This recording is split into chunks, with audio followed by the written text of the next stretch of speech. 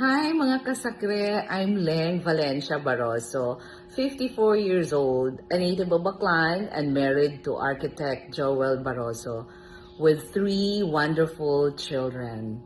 I finished my college degree from West Visayas State University in 1991 and pursued my Master of Arts in Education with specialization teaching in the early grades, kindergarten to grades 2 at the University of the Philippines, Diliman. Naging teacher po ako sa Mater Carmeli School, sa DepEd Makato Aklan, at ganun din sa San Beda College in Alabang Hills. Then I put up my own school here. Dito po sa aming residence, may maliit po akong center, the Little Playmate Study Center in 1999. And still, it's in operation hanggang ngayon. In 2008, I also founded my school in Kalibo, Aklan, the St. Gabriel English School of Kalibo Incorporated. Kasama po ang aking family.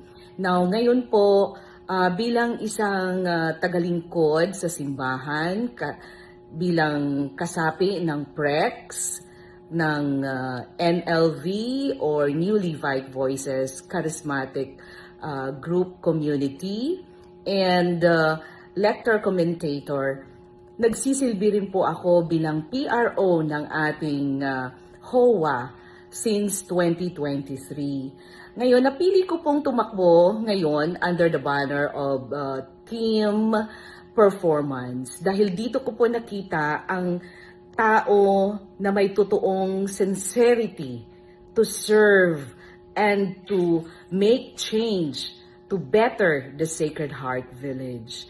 Dito po sa aking panunungkulan sa 3 taon, nakita ko ang pagbabago sa ating finances, sa ating improvement on beautification, on structures na makakatulong sa pag-develop at enhance ng mga talent ng ating mga kabataan, kagaya ng ating mga tennis court, ang ating mga basketball court, at ngayon po merong ginagawa under construction na basketball court din dyan sa Caloocan area.